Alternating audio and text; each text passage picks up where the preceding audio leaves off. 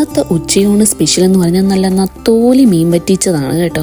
പലയിടത്തും ഇതിന് പല പേരാണ് പറയുന്നത്. ഞങ്ങളുടെ അവിടെ കൊഴുവ എന്നും നത്തോലി എന്നും ഒക്കെ പറയാറുണ്ട് കേട്ടോ. ഇത് വറുത്ത് കഴിക്കാൻ ഭയങ്കര ടേസ്റ്റായിട്ട് എനിക്ക് തോന്നിയിട്ടുണ്ട് കേട്ടോ. അപ്പം നമുക്ക് നത്തോലി മീൻ പറ്റിക്കുന്നതിലോട്ട് വരാം കേട്ടോ. അപ്പോൾ കഴുകി വൃത്തിയാക്കി വെച്ചിരുന്ന ചട്ടിയിലോട്ട് ഞാൻ ആവശ്യത്തിന് തേങ്ങ ഇട്ട് കൊടുത്തിട്ടുണ്ട് കേട്ടോ.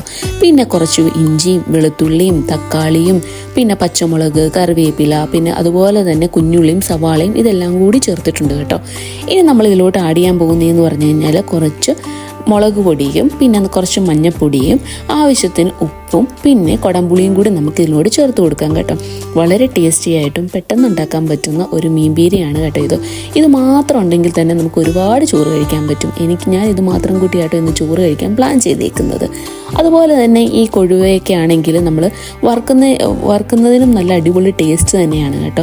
മറ്റു മീനെ അപേക്ഷിച്ച് എനിക്കിതിങ്ങനെ മീൻ ബീര വെക്കുമ്പോൾ ഭയങ്കര ടേസ്റ്റായിട്ട് തോന്നിയിട്ടുണ്ട് കേട്ടോ. അപ്പോൾ നത്തോലി കണ്ടപ്പോൾ പിന്നെ ഒന്നും നോക്കിയില്ല, കുറച്ച് ഇങ്ങ് വാങ്ങിച്ചു ഇതിനായിട്ട് കേട്ടോ. അപ്പം ഞാൻ കൈകൊണ്ട് ഇതൊന്ന് ചെറുതായിട്ടൊന്ന് തിരുമ്മി കൊടുക്കുവാണ് കേട്ടോ. ഇപ്പം നമുക്ക് മിക്സിയിലിട്ടൊക്കെ ഒന്ന് ജസ്റ്റ് ഒന്ന് ചായച്ചെടുക്കുവാണെങ്കിലും കുഴപ്പമൊന്നുമില്ല കേട്ടോ.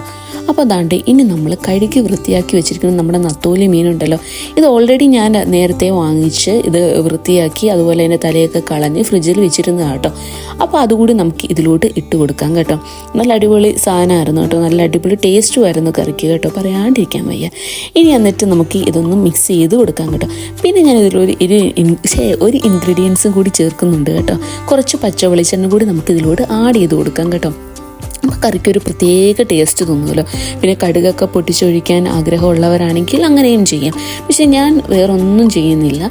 ഇത് ജസ്റ്റ് കുറച്ച് പച്ചവെളിച്ചെണ്ണയും കൂടി ഒഴിച്ച് കുറച്ച് വെള്ളവും കൂടി ചേർത്ത് നമുക്ക് അടുപ്പിൽ വെച്ച് ചെറുതായിട്ടൊന്ന് വേവിച്ചെടുക്കാം കേട്ടോ. കുറച്ച് വെള്ളമേ ഞാൻ ചേർക്കുന്നുള്ളൂ. ആക്ച്വലി വെള്ളം ഒഴിച്ചില്ലെങ്കിലും കുഴപ്പമില്ല കേട്ടോ.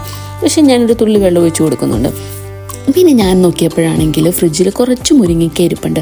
അന്ന് പിന്നെ എനിക്ക് മീൻകറിയിൽ ഇങ്ങനെ മുരിങ്ങയ്ക്ക ഇടുന്നത് ഭയങ്കര ഇഷ്ടമാണ് കേട്ടോ.